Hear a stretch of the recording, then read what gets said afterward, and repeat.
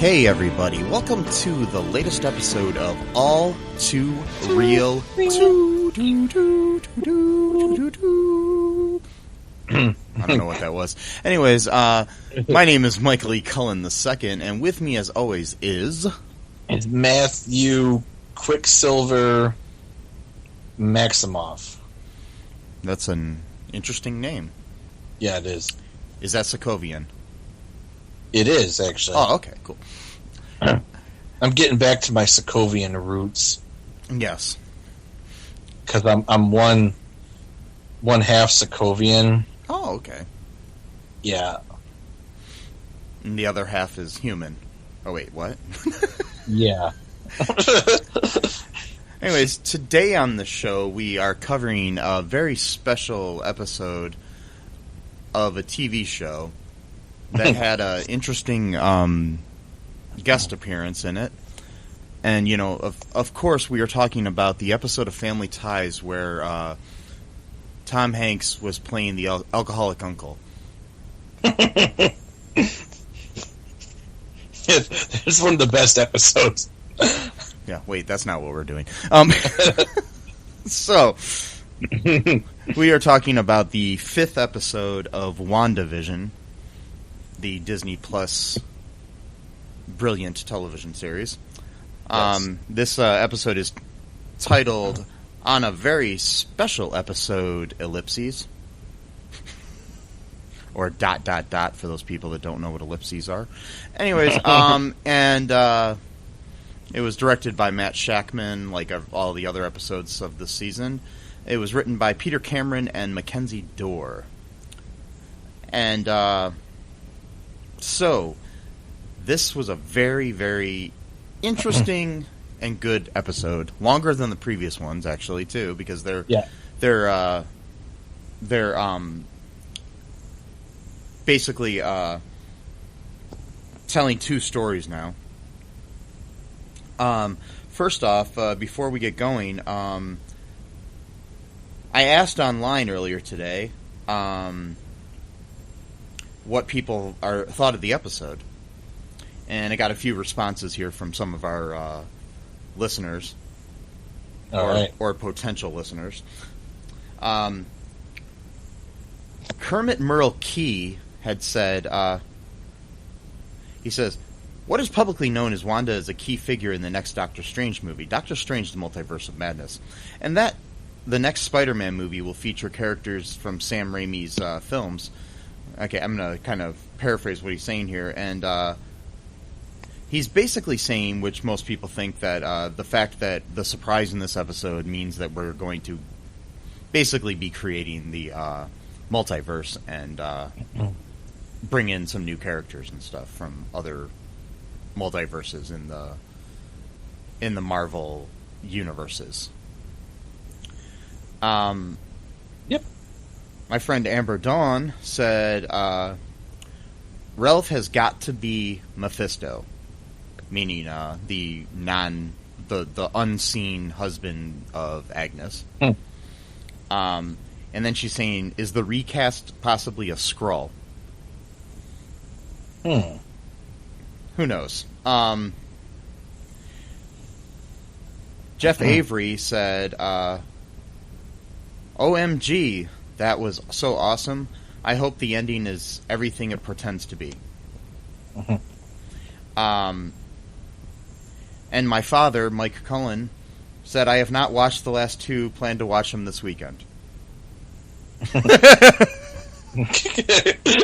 Just wanted to share that. Okay. Anyways. It's good. He gets to watch them, back to back. So yeah, that's good.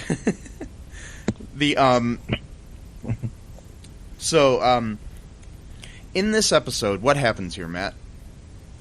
Oh man, so many things happen in this episode. It's really jam packed. I love the people who are complaining about the first 2 episodes. I'm like, okay, well, hold on to your hats because we're getting so much information. What's that? Oh, I said yeah. Oh yeah, we're getting so much information going on from, like you said, 2 different stories now. What's going on inside Westview and what's going on outside Westview. So, as you said, the last couple of weeks, your suspicions of Mr. Is it Haywood or Hayward? Hayward. Hayward are seeming to come true, that he seems like he's kind of not on the side of Wanda or anyone that has powers or abilities. He's taken a very antagonistic approach to Wanda. He basically just thinks that she's the, quote, prime victimizer, was his words, to describe her. And anytime James Wood, anyone else tried to offer a little bit of nuance, he would just kind of look at them like with disgust almost in his face.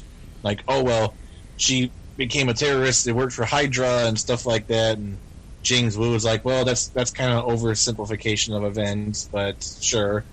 And like, he just looks at him like with so much hatred in his face when James Wood says that. Like, how dare you contradict me? Like,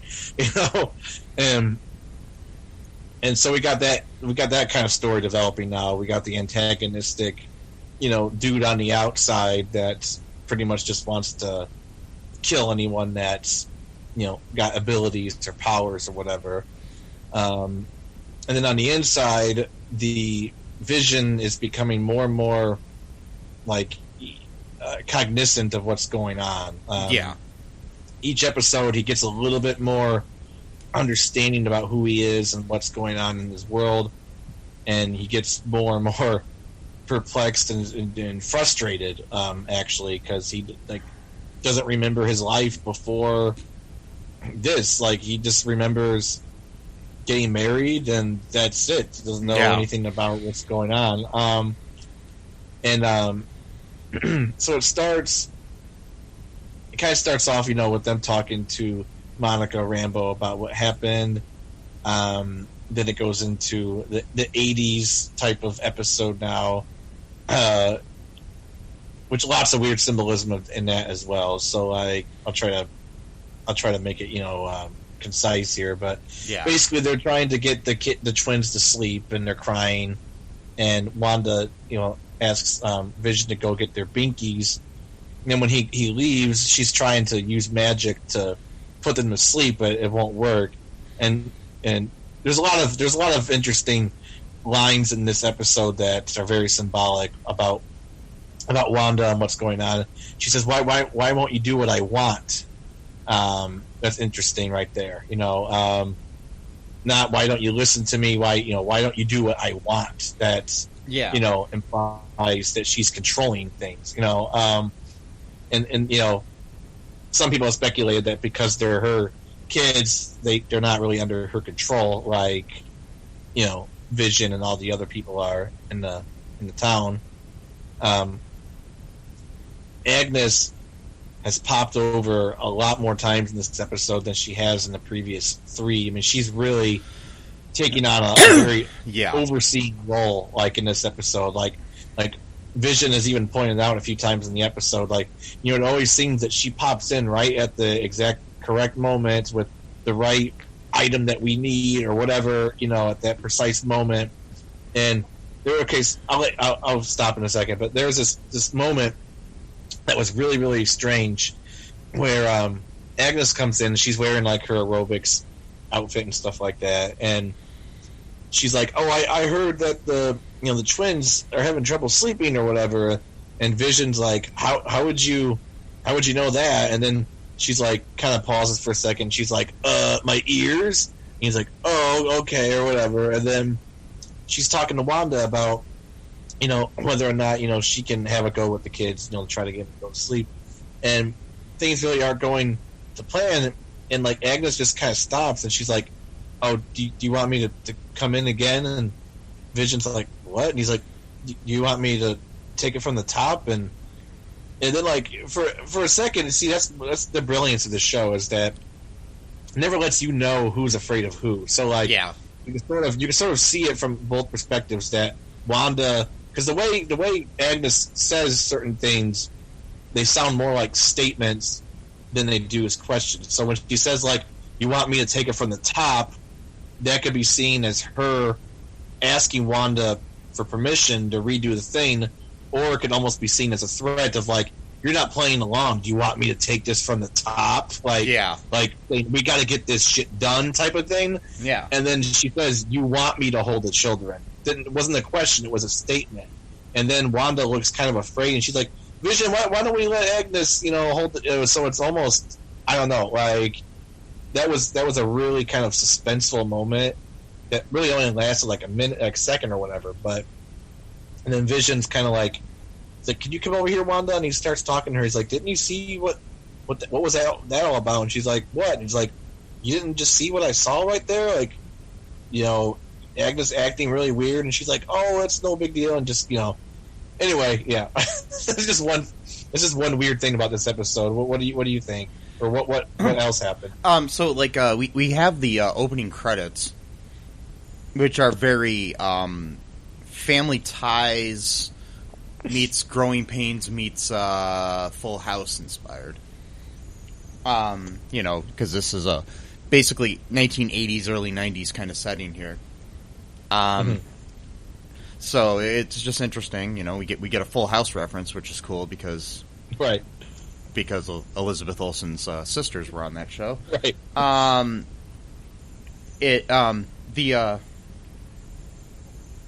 The opening credits had some interesting lyrics as well. And it started out with, "You wander the world with a vision of what life could be, but then the years come and teach you to just wait and see. Forces may try to pull us apart, but nothing can faze me if you're in my heart. Crossing our fingers, singing a song, we're making it up as we go along," which is interesting. Through the highs and the lows, we'll be right, we'll be wrong. We're making it up as we go along. Yet again, they say that again. And there will be days we won't know which way to go, but we'll take it higher. You're all I desire. When the going gets tough, when push comes to shove, we're making it up because we've got love. Baby, we've got WandaVision. So, and it sounds very much like one of these old theme songs that were written by, like Steve Dorff, who is Stephen Dorff's father. He wrote a bunch of those type of theme songs, and he's a Facebook friend of mine, so I just think it was kind of inspired by one of his things. So I just wanted to give him a shout out. Anyways,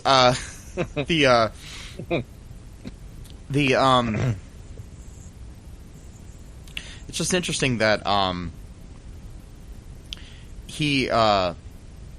that those lyrics are kind of just kind of pointing out like what's going on in the show in a way. It's just probably the best theme song we've had so far. The best opening credits, and we see in the opening credits we see like it's kind of a like I said, it was inspired by like Family Ties and Growing Pains and stuff, and it was like we got these pictures of the characters growing up and everything.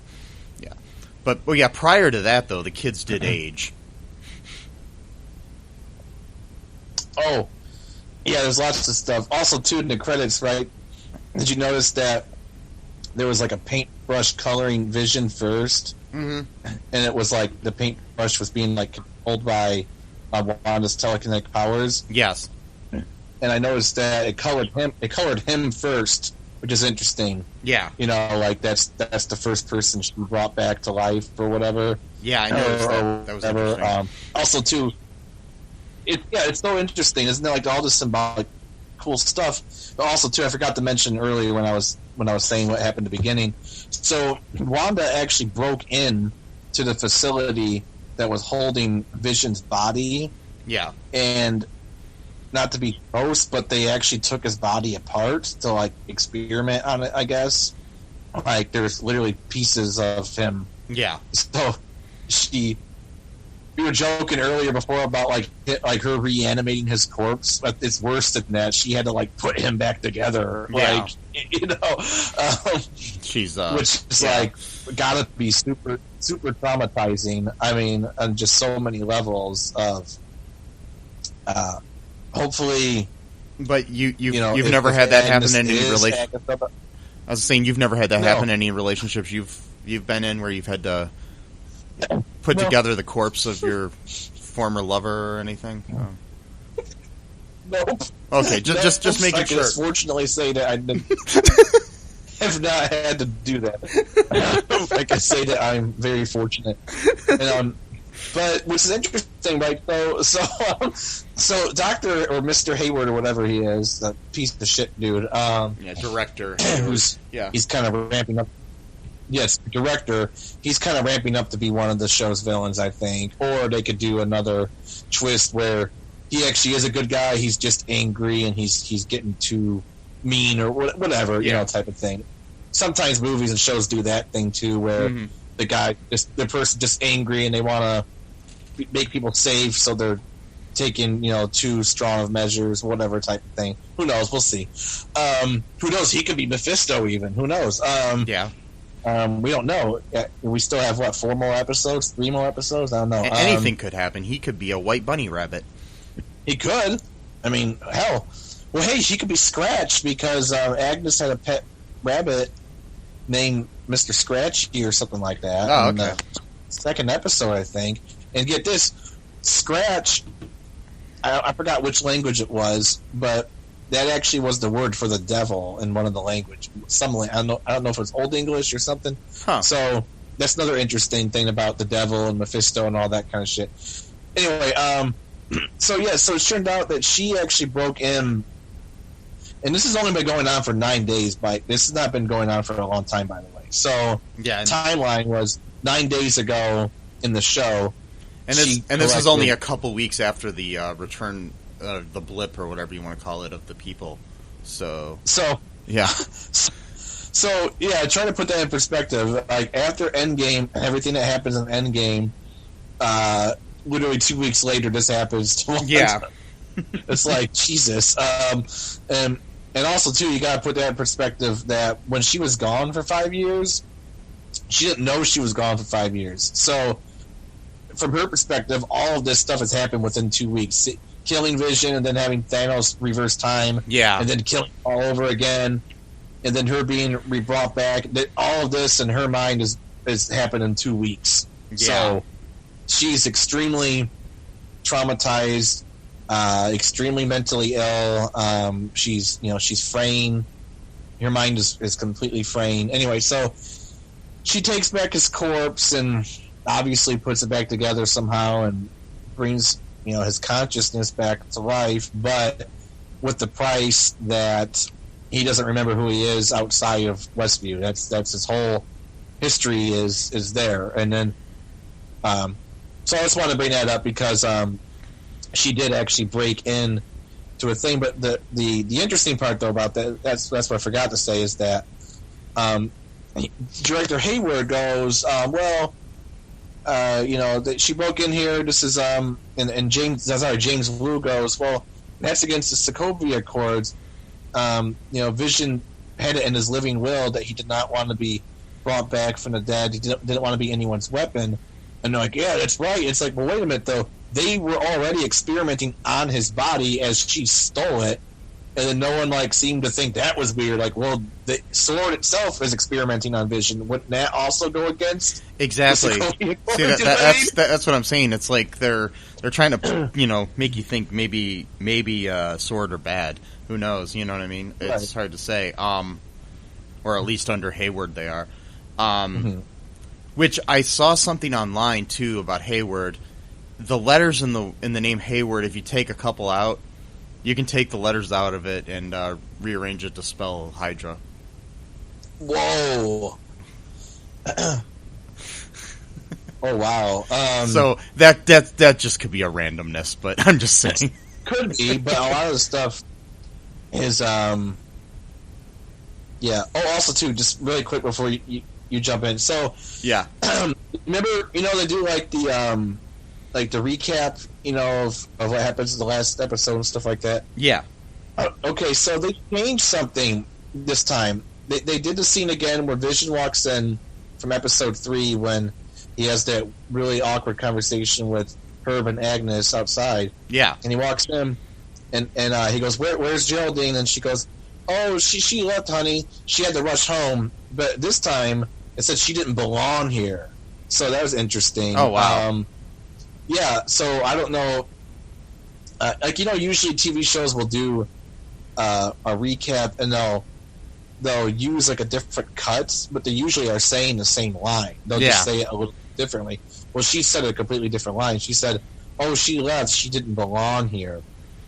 And so that's kind of interesting. Like, could that be a sense of Wanda is rewriting what she said in that moment to make it even more blatant? Yeah. Like, you know what I mean? Interesting. Anyway, there's a lot of, like, yeah, this whole show is just, like, full of Easter eggs. Like, if that's your thing, like, this show is, like, literally for you. Like, it's like, you go and analyze this stuff, like, for hours, Yes.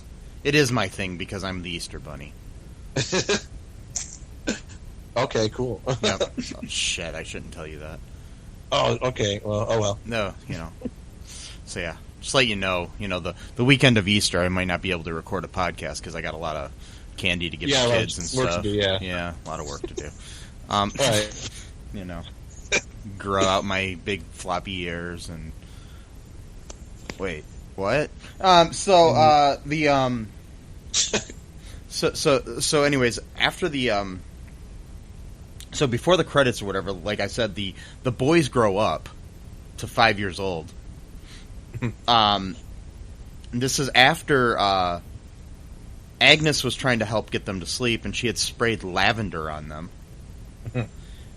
And lavender has some, like holistic like remedies and stuff like that, so it could be something to do with like witchcraft and everything too.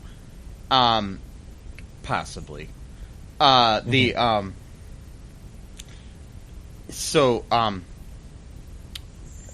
they suddenly aged. So like later on in the episode, we see the 5-year-old boys in front of the sink, and they're washing a dog that they found. The boys asked to keep it, and then they try to figure out a name for the dog at one point, and he goes over and tries to he messes with like an electrical outlet, and we see sparks and everything, and so Agnes, who shows up with a doghouse out of nowhere, like you do, and she suggests the name Sparky. And Sparky was the name of Vision's dog in the comic books, which was a robotic dog. So, yeah, a green robotic dog. So, yeah, they're taking the name from the comic books, which is cool. Vision and Wanda say that they can't, that they probably can't keep the dog unless they are 10 years old.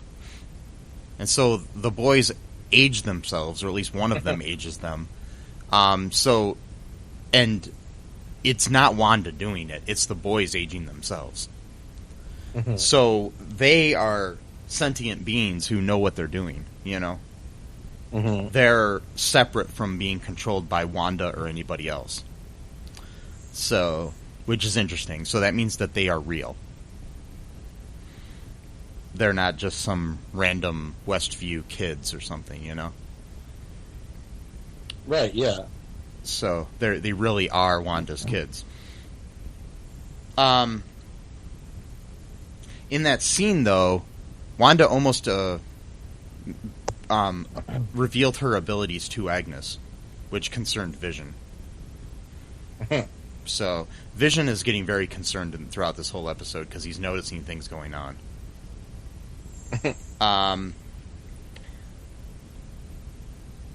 Doobity-doo. Doobity-doo. There you go. Yeah, because that happened. There's the boys, like I said, they aged up to 10 years old. Then we cut to a scene a little bit where Vision is at his computer work job, and they're all excited about this electronic mail because they have the internet now, and there's an email from Sword that reveals the situation in Westview and talks about the Maximoff anomaly. And they're all reading it, and everybody's laughing and stuff like that. Vision turns off the computer using his powers, and he wakes up Norm with his powers as well. And Norm starts to worry about things, and he says that he's worried that he needs to find his phone so he can call his sister, who's taking care of their father, who is sick. And then he starts to say, "You need to stop her. She's controlling us," or something of that nature. Anyways, that's kind of interesting because he doesn't say who she is, right? And Vision even asks who she is. So, I mean, we're all assuming it's Wanda, but who knows? What happens after that, Matt? Oh man, so yeah, so much stuff. It's hard to remember everything. Okay, so when that's going on, Norm is like, he's really distraught. So then Vision just kind of puts him back, back under the spell or whatever. And he makes like some crack joke about like, if I send an email, what kind of stamp would I use, or something like that. And he's like, technology. And then right at that, Wanda's having a conversation with the kids, like saying that like, her and their dad aren't on the same page right now, but it's okay. They'll get back on track or whatever. And then all of a sudden, Sparky starts barking at the door, and Wanda like has like this weird like premonition. So she goes out, tells the kids to stay inside. And of course, they don't listen. And then she goes outside and sees a drone out there talking to her, and it's Monica Rambeau's talking to her and saying like, I just want to talk. We're not here to hurt you. We want to know what's going on. And then Director Hayward, though, of course, has the drone armed and tells someone else to fire on her. And they do. And, the screen gets all fuzzy and stuff like that. Then all of a sudden, it says there's a breach near the perimeter. And then we see Wanda actually come out of Westview. And she's wearing her red outfit that she does like in all the Avenger movies. And then her Sokovian accent comes back all of a sudden. And she is, beyond angry. She's carrying the drone. The drone's all red and shit like that from her powers. And she just chucks it at them and she goes, "Is this yours?" And then Monica walks up and she's like, "Oh, you're still here." And then she's like about to use her powers against her again. And then Monica talks her down a little bit, trying to understand what's going on. And Wanda's like, "This is your only warning. You leave me alone, I'll leave you alone." And Director Hayward is, escalating the situation, of course, saying you got an entire town under hostage, which is true. And you can't blame us for wanting to, stop you or whatever. And Monica's telling her like, well, what can we give you? How can we help? And she's like, "I already have what I want. What could you possibly give me?" And no one's taking it away from me again. Again, yeah. And then then she telekinetically makes all the soldiers draw their guns on director Hayward, and then interestingly, which is some people brought this up. This is what Magneto does in one of the X-Men movies, where and in the comic, one of the series, Magneto is her father. So that's interesting for what happens later on in this episode. That's okay. Anyway, so Do you want to take a break really quick here, Matt, and come back? Yeah, sure. Yeah, we can come back and talk more about this episode. We'll be right back, folks. All right.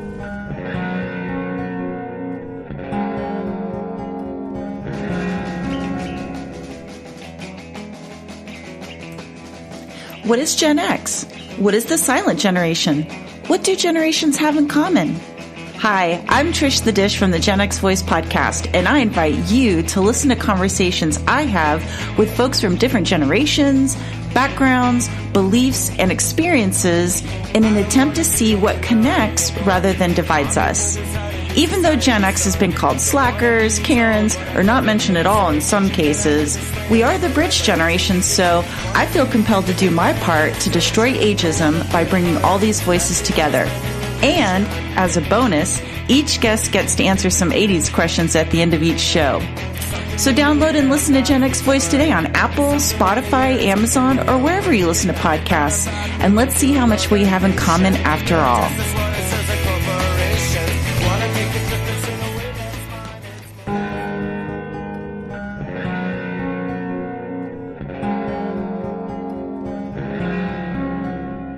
And we are back. Backpack. We are a backpack. We are the backpack kid. Anyways, some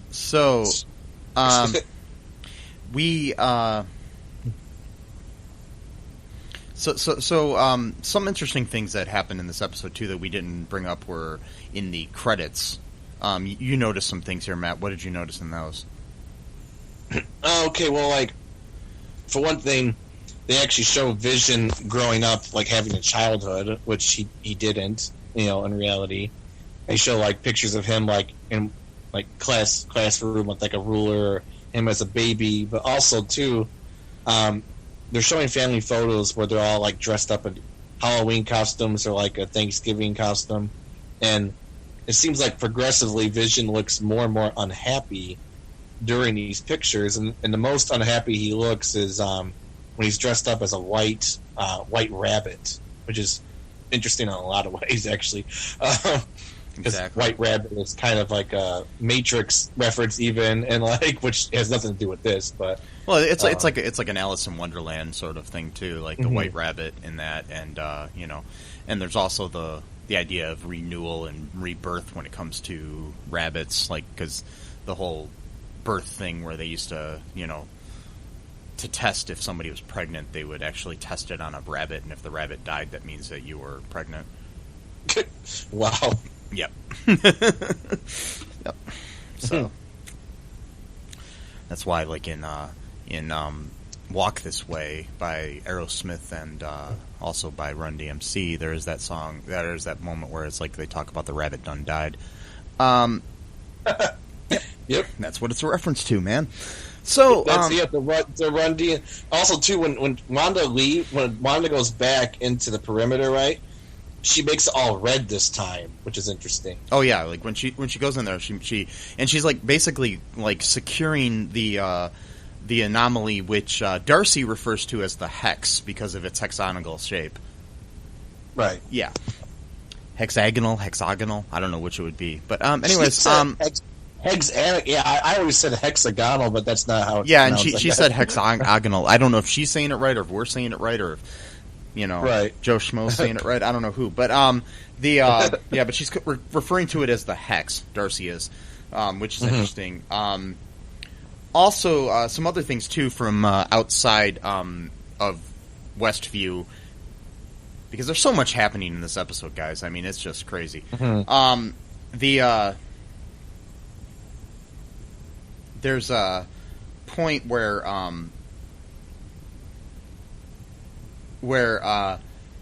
Darcy is given it, like I said, the name of the hex. But prior to that, Monica had said something because they were talking about needing someone to get them get her back into the anomaly or the hex, it's because of the they would need basically a fortified tank of some sort to get back in, you know? Yeah.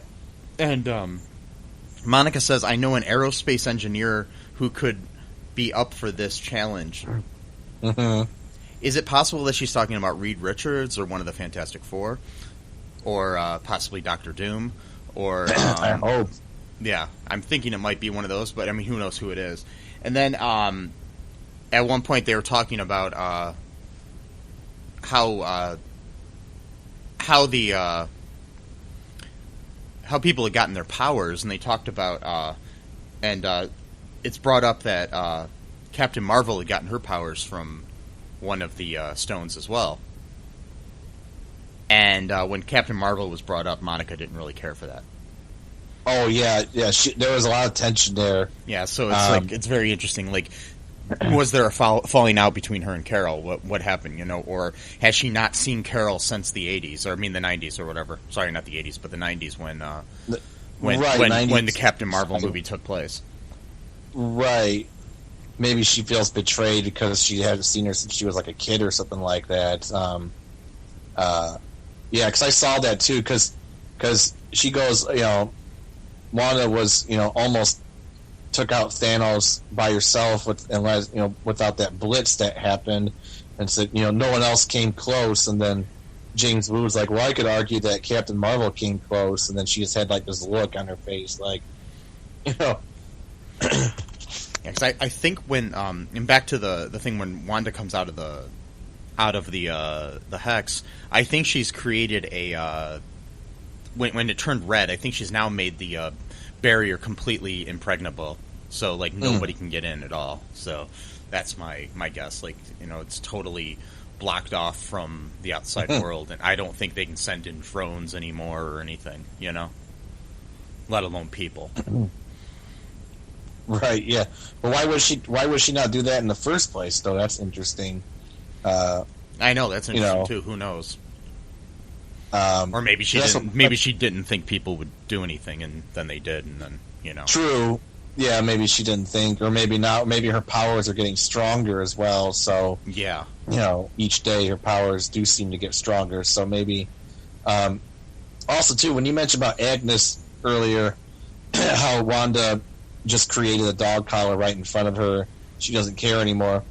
It doesn't seem like Agnes cares either, or finds any of this stuff strange. Like the kids became babies and 5-year-olds, and Agnes is just sitting on the countertop drinking water, going, kids, you can't control them no matter how much you try. It's like, which is interesting because earlier in the episode, Wanda had tried to control the babies and she couldn't.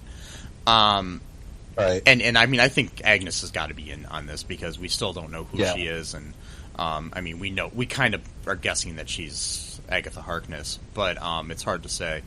Even Wanda tells Vision that she just mentions the fact that the kid's aged 5 years and she didn't even care. When Vision is expressing his concerns about this. So it's hard to say. Nothing Vision. Like, Wanda's become really selfish during this episode. Like, she doesn't care at all about what Vision wants or thinks about anything. Like he's just like a puppet to her, literally, even, I guess. And I'm trying to remember everything. There's so many things. Okay, so there's an interesting thing. I know we're not being very linear here, but that's okay, I guess. Yeah. The show is not very linear, and we're assuming whoever's listening to this, you better watch the episode, and if you haven't, hopefully you have seen. What's the point?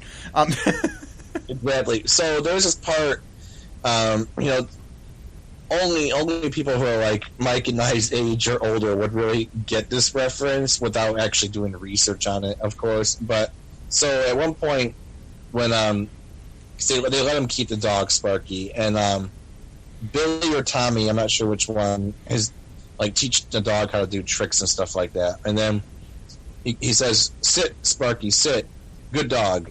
Okay, so that's a reference to the 80s. There was a company that did a lot of the shows in the 80s, like Family Ties, which this show kind of was going off of a little bit. And at the end of each episode, it would have a graphic of a dog with a frisbee in her mouth, and then a voice said, "Sit, Ubu, Ubu, sit, good dog," and it was like the guy's dog who created the company, basically.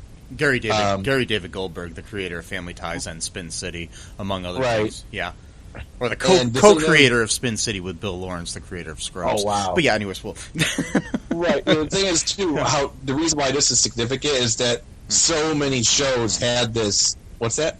Well, actually, I mean, I think it was mostly just his company, which was only a couple shows like this, and then there was a show, Day by Day, that had it as well.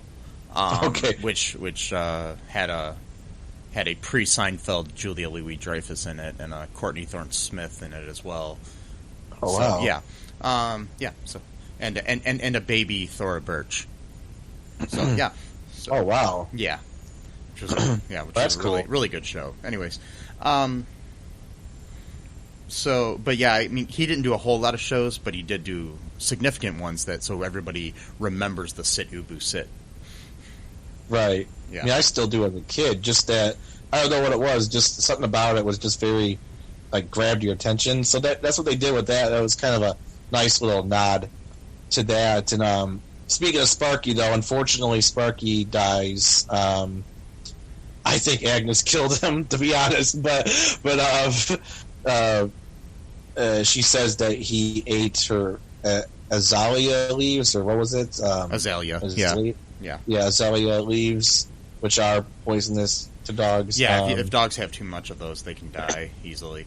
And I think I agree with you there. I think that Agnes did possibly either kill him or something like that to try to see if Wanda could bring him back to life, which she doesn't do. So, which is interesting because she wants to teach her kids, and she tells them not to age up at that point too. And she wants to teach them to understand grief and loss, which is really interesting because she's not doing that. Right. It's hypocritical, or also, too, she might know deep down that she's done something wrong, and she's kind of basically living with what she's done, kind of thing. Yeah. It's just kind of funny that, she's just like, don't age up, and stuff like that. And, I mean... I did find it funny that when they were aging and they were they aged up to 10 years old, somebody said I can't remember who it was, but on the outside was saying at this rate by dinner time they're going to be empty nesters. Oh yeah. Yeah, that was I think that was James Wu, or maybe it was Darcy. I don't know. Yeah, I think it was probably Jimmy that said it. It sounded like something he would say.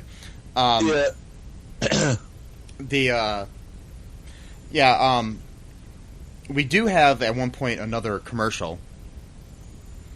It's an ad for Legos paper towels, which is very much like an old Bounty or one of those type of commercials from the 80s.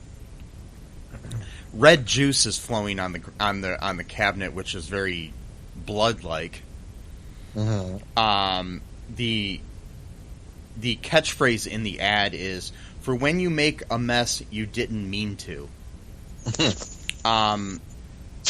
In Captain America Civil War, Wanda had accidentally killed some people in a building in Legos. So it's very symbolic of the blood from the people that she had murdered by mistake in Legos. And that's the name of the paper towels, which was the ad was narrated by a Facebook friend of mine. Wow. Yeah. Cool. Yeah. That was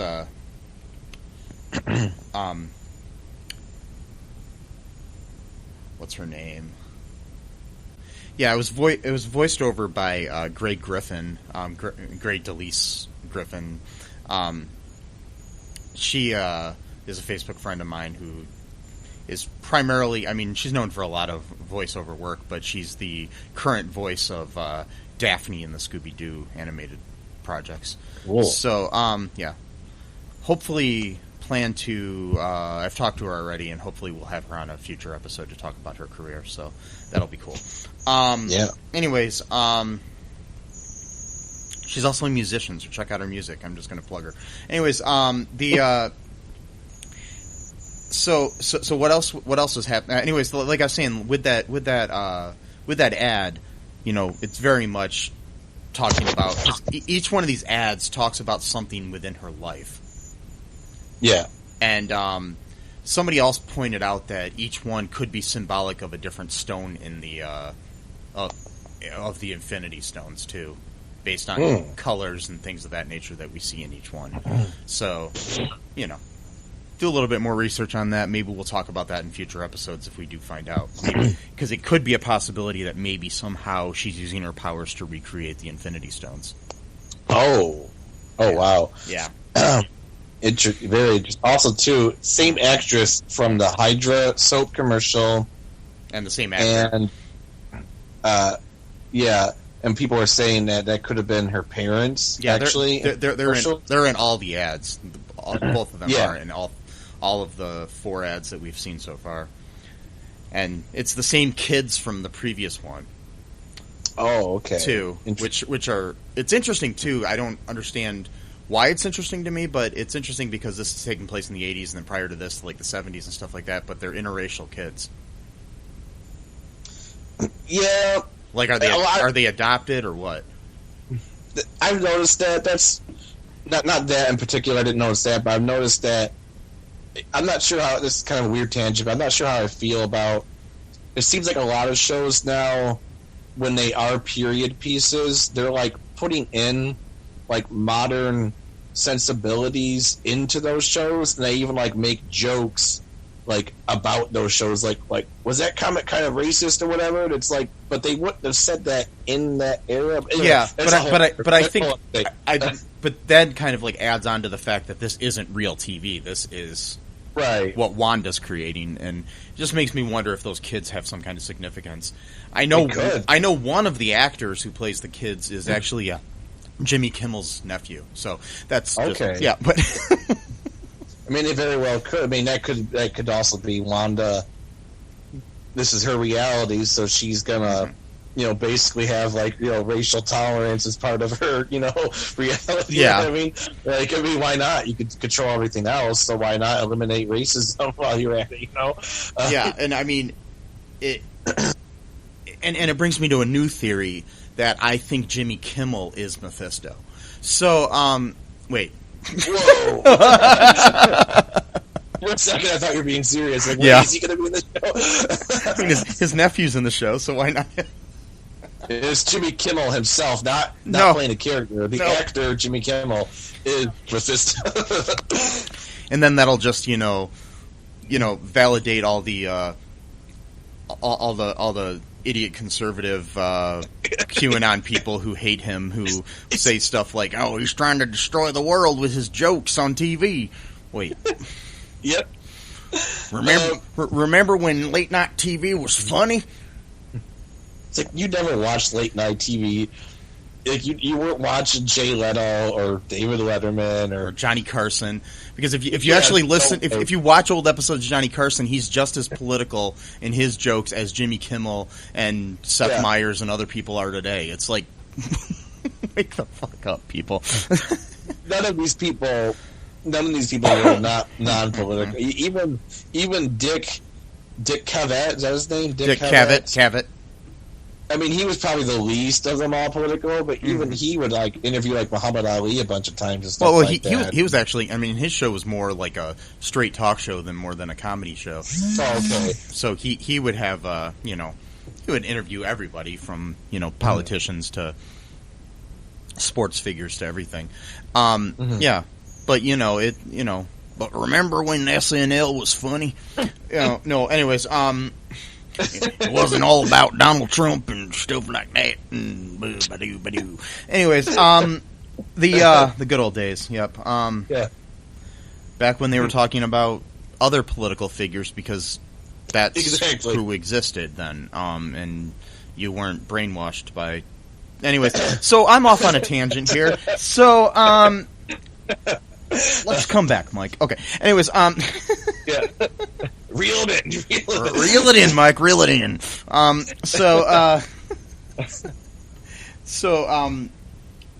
What else did we miss here in the episode? God, so much. I'm like writing stuff down as we talk, so I keep remembering more shit. So, speaking of the reel them in, Wanda's fish pants turned out to actually be Kevlar now. Because nice transition. Nice transition. Wearing, what's that? Nice transition. Nice transition. Oh yeah, I like that too. Fish pants, yeah. Reel them in. She was wearing a bulletproof vest, when she came in there, and now her clothes are basically bulletproof now. So that was interesting. Yeah, she finds out that they were bulletproof and they're like made of Kevlar, basically. So, which is interesting. So that means that the clothing that she went in with was manipulated, and so that basically points out the fact that Wanda isn't creating like illusions here. She's actually physically changing things. So to fit her desires at the time. So she changes people's clothing. like when we had the guy in the hazmat suit come in, and she changed his rope into like a jump rope, and she changed his outfit into a beekeeper outfit. Things of that nature, and so that means that, and that's why, the clothing changes on people, and it's not like, an illusion. It's actually their clothing changing. So. Right, and then she can actually, and then those clothes retain the same properties that they did before, but they're now the new clothes. So that's why Monica's pants and her shirt are now Kevlar.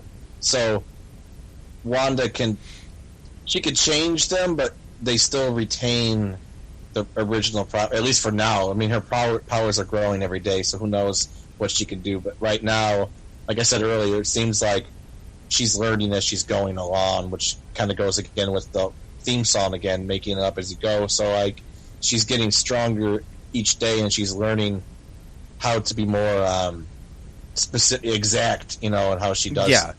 And it makes you wonder if somebody that we haven't seen yet, or if it's Agnes or somebody else, is actually training her during stuff that we don't see on the TV. Exactly, like she could be learning, and plus too, like Monica. So this brings up a good point about what Monica said earlier, when Director Hayward was basically depicting Wanda as a terrorist, essentially, and she got radicalized by Hydra, and he just totally ignored the fact that she became an Avenger. It's like, no, she's Hydra. It's like, well, yeah, she was, but then she became an Avenger. Like, you're only focusing on one part of her history, the bad part, and Wanda says, well, she put up her own quarantine so that, she could have extended this even further, but she kept it, at Westview, so it's like, she's not all bad. I mean, if she wanted to completely take over the world, I guess she could have, but she just took over a small little town, Yeah, because, I mean, she could, she could have taken over the whole country, the whole world, and whatever, The interesting thing, too, is, like, every time I hear it, too, it's like, okay, so if he turns out to be bad, Hayward is the acting director. So we're dealing with a television show with actors. Right. Basically. So, maybe he's the acting director. The acting? Like, yeah, he's acting. Yeah. Or he's directing the acting. Okay, yeah. I like that. Actually. Yeah. So who knows? So, anyways, this all leads up to another scene where, towards the end, where Vision confronts Wanda about her powers and what's going on. And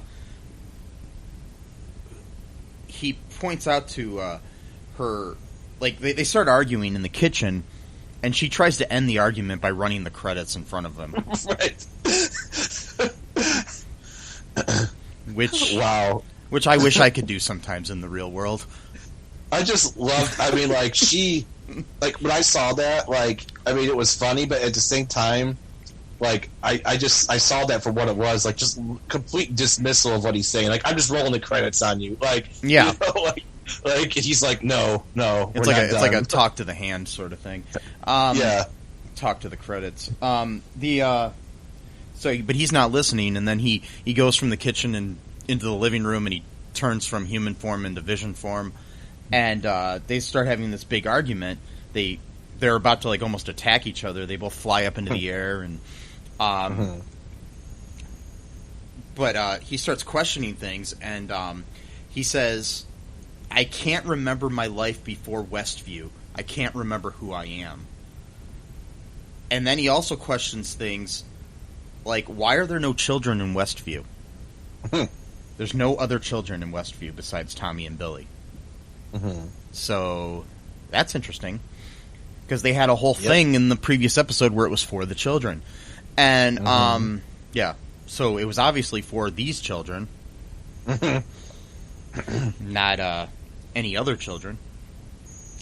So we get, right after that happens, I mean, they're sitting on the couch, and she's admitting too. She's like, do you think I'm controlling everything? You know, am I controlling when people walk their dogs or go to a dentist appointment and all this other stuff? Yeah. Yeah, you are. Yeah, you might be. Or maybe, at the very least, she might have an algorithm for other people. Yeah. But then directly controlling who she's physically in the presence of. You know, so. And then there's a ring at the doorbell,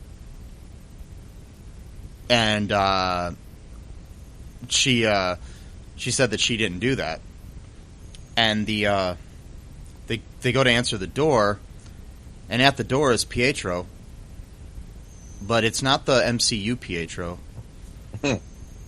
It's the Fox X-Men Pietro, Evan Peters. Not Aaron Taylor Howard, you know. So it's interesting that we got the different actor, and he's doing this over the top, like, kind of almost New York accent. Right. Like, well, I was gonna squeeze my he says, can I squeeze my sister to death or something like that, you know. Which is weird. Yeah. The death. Like. And then he notices Vision, and so I do believe that before the real Pietro died in Age of Ultron, he had met Vision. Oh, he did? I think so. I'm not sure though. But either way, this guy says, "Who's the popsicle?" Which, you know, sometimes popsicle could mean somebody frozen or dead. So. So I didn't interpret that way. I thought because he was red. Yeah. Like, but you're probably right, because of before when she saw his gray body and shit like that. Yeah. Like. So I'm thinking that might be it. Do you want to take a quick break here, Matt, and then we'll come back and we'll talk about that reveal, and then we'll also talk about some of the trivia and stuff for this episode. Yeah. Okay.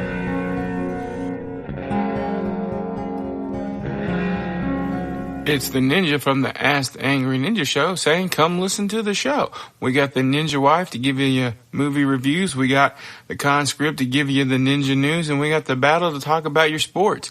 And as always, it is the Ask the Angry Ninja Show. So ask me a question, and we'll give you the ninja knowledge you need for your ninja life. Search for us anywhere you get your podcast from. Just search for the Ask the Angry Ninja Show and enjoy the show.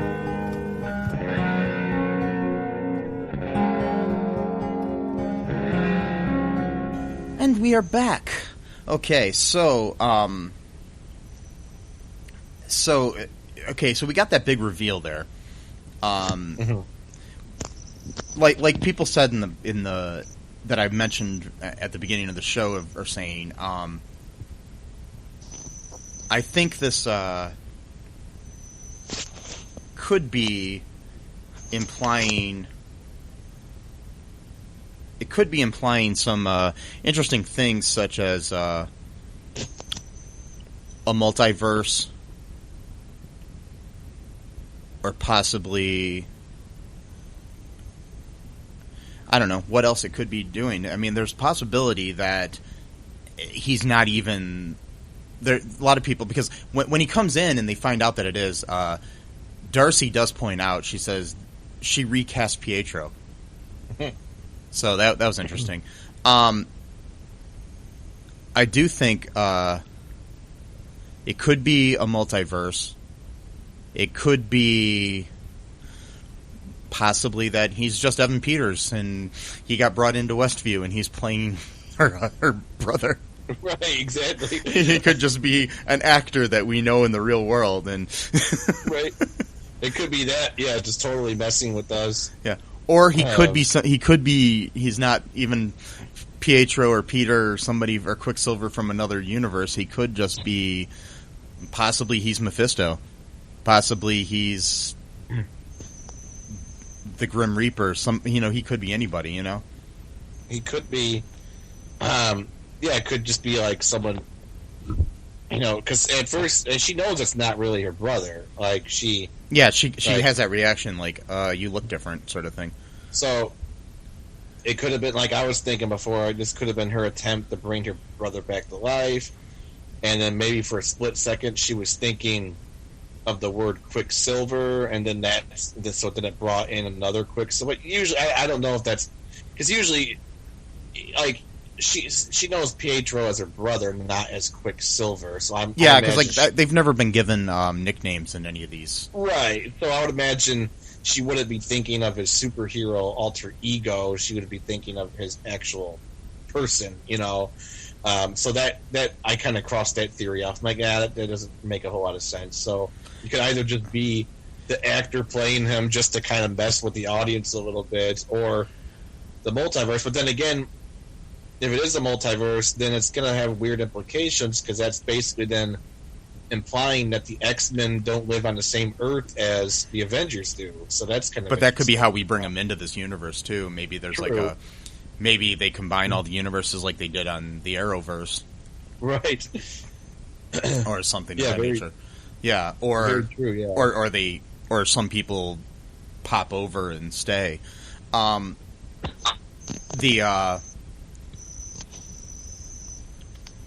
Yeah, they could be. I mean, it could be like they're from a different Earth or something. But it could also be that they are being brought into this Earth. Who knows what's going on? Or maybe, like I said before, maybe it's just an actor. Yeah. Or some other Westview citizen that she decided to make her brother. Right. I don't know. You said you noticed something. You were telling me earlier that you noticed something in the mirror during this scene. Yeah. So I saw this in the video on YouTube. It was pretty shaky, so it's not. But it looks like the mirror is kind of like all fuzzy, like you can't really see who's like on the other side. Like it's like almost like a shadow. It doesn't really look like Pietro, and then.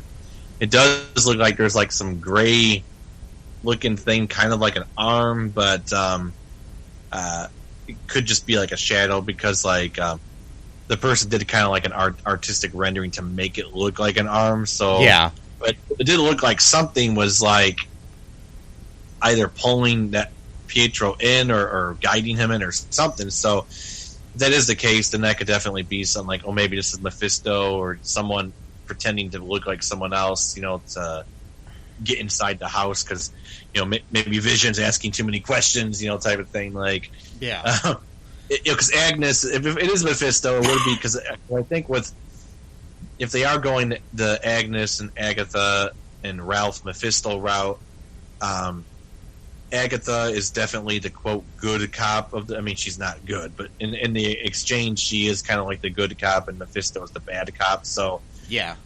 Right now, Agnes has basically been playing good cop, like play along, and okay, Vision's asking too many questions. Now we're going to send in, the big guns, like. Yeah, and it's interesting too. I mean, I think in our real world too, it's kind of a metaphor for like when they recast somebody on a show, like like Aunt Viv on Fresh Prince or something like that, or the Darrens on Bewitched or something, and then they just don't even mention really. I mean, they might have an in thing or something, or like the two Beckys on Roseanne, where they talk about it, but they sometimes do it as a joke, but they also have the whole sometimes there's on these shows where they just recast and they don't even mention that it's a different actor. Right. So here's some. Do you want to listen to some trivia here, Matt, before we go? Oh yeah, sure. Okay. During the Sword briefing, news footage taken from previous MCU films is attributed to WHIH World News, the fictional news network in the Marvel Cinematic Universe, which has been used to promote some of the films in its own web series, WHIH Newsfront, and was previously featured in the TV series set in the MCU. Oh, wow. In the various TV series. Okay, the sudden growth of the twins, Tommy and Billy, is a reference to how on sitcoms infants grow at an unrealistic rate. Notable example would be Growing Pains, which featured an infant Chrissy Seaver, who in the course of just 2 seasons was old enough to attend school. So, wow. Yeah. We find out in this episode that Wanda was born in 1989, which is the same year that Elizabeth Olsen was born. So, yeah. Wow. There's a reference in the opening, like I said, to Full House, where you see them picnicking on the grass, and there's also like some of the camera angles and stuff that are very similar to the openings to Full House.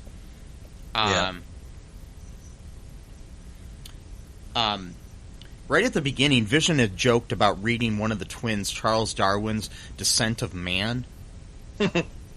Paul Bettany had played Charles Darwin in the film Creation, which tells the story of Darwin's development of his theory of evolution. Wow. Several of the newspaper articles detailing the Novi Grad bombings feature real-life photographs of the siege of Sarajevo, an almost 4-year siege that started the Bosnian War and claimed the lives of more than 13,000 civilians. Yeah. Yeah. That's a war that doesn't really get talked about a lot, but it was really bad. The episode's title is on a very special episode, which refers to the 80s sitcom trope that dealt with controversial issues such as racism, sexism, abuse, teenage pregnancy, and death, much of which actually appear in this episode.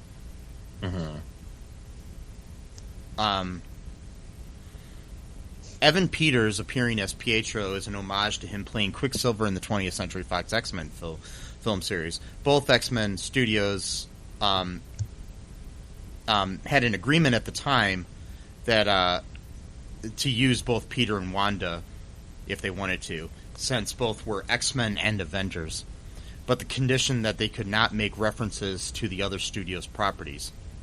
The Fox films could not mention them as members of the Avengers, while the Marvel films could not mention them as mutants or children of Magneto. Since Disney acquired 20th Century in 2009, this agreement no longer stands. So we could have that crossover multiverse sort of thing, which, makes sense because we're leading into the multiverse of madness, as people have pointed out. Yeah. And this is the first major crossover between a non-MCU Marvel film and a MCU property. It is the second time this has happened, though, because you do have J. Jonah Jameson appear in Spider-Man: Far From Home, but he looks different and stuff, but he's played by the same actor, so played by J.K. Simmons in that. That was my own little commentary there. I just remembered. So as I was reading this, okay, the appearance of Pietro Maximoff at the end is a dig at several established tropes. Pietro being recast is a reference to several sitcoms at the time in which characters are recast, like I was saying, like Becky from the sitcom Roseanne. Yeah. And also his appearance after Wanda rolled the credits is also a reference to how Marvel films often include a post-credits scene. So, anyways, that's all I got right now. Any speculation or anything for next week? Next week, yeah, because they already showed like a little bit of like a preview or whatever, and it looks like next week's going to be the Halloween episode. Yeah, and Vision is like waking up like more people, I guess, in the town to like let them know what's going on, and he actually wakes up Agnes, and who knows if Agnes is just playing along and whatever, but like she's kind of driving her car in like almost like a trance-like state. And he like touches her head, and she kind of like, gasps, and like, she's like, "Am I dead?" And he's like, "No. Why would you ask that?" And she's like, "'Cause you are." And then like she does like this weird cackling laugh, but I don't know if that's. Yeah, I mean, it could be editing and stuff to make it seem. Yeah, Yeah. So, and then like, it seems like maybe Wanda has kind of got Vision back under her control again, because it says like, this is our home, and he's like, well, we better fight for it then. So it's like, okay, so is he back on board? Like, you know what I mean? Like, yeah, or did something happen that makes him be, who knows what's happening? Right. I hate to speculate anything because anything could happen. Right. There are a lot of things that I think are leading to the fact it's got to be Mephisto coming in. I mean, we've had a lot of lot of clues to that, but we could all be wrong, and it could be somebody completely different. I read some weird theories online. One of the theories is that about Evan Peters is that he's actually a grown up Tommy or Billy. Oh, okay. Somehow. But like from the future or something, and I'm just like, okay, why? Right. So there's weird theories out there. There is, but also I just thought it was something. So like they had a longer type of preview that was going for like the next few episodes, and it actually shows Wanda in like a gown, almost like she's like in a lab, and she's smiling. But she's smiling in the same way at the end of episode 4 when she's like, "What shall we watch, honey?" And then like Vision looks kind of uncomfortable, and then he kind of like does like this awkward smile, and then he follows her. Well, it had Wanda giving that exact kind of smile, but like it looked like she was in like a white room in like a lab. So that could be a whole other thing. That might not actually even be Wanda. That could be like another body, and then Wanda is like being told to control that body. So the real physical Wanda might not even be there. I don't know. Who knows what's going on? So it looked like she was in like a lab or something like that, and so she could be she herself could be being controlled to some extent, and then but yet she also feels like she's the one doing the controlling. It's very bizarre. So yeah, we could like talk about this for hours. I know there's a lot of ways it could go. Let us know what you think's going to happen next. What you thought of this episode, and what you think of what you think the future holds. Or what you thought of previous episodes, and we'll talk about it in the next episode if you leave us a comment on any of our social medias. So, check out our Facebook and all of our other social media places. If you have anything you want to send us, you can send it to me at mike@cullenpark.com. If you like this episode, be sure to check out our other episodes where we talk about movies and we have interviews and things of that nature. The latest episode that we just released this week was the Addams Family Reunion review that we did on our Direct from Hell series. You would enjoy that. It's a very funny episode. But until next time, be sure to wear a mask, wear a condom. Wait. Why do I keep saying that, Matt? I don't know. No. I'm just saying that you don't want to have any children that accidentally grow to be 5 years old in one day. And, because that happens in the real world. Yeah. Yes. So, wear a condom.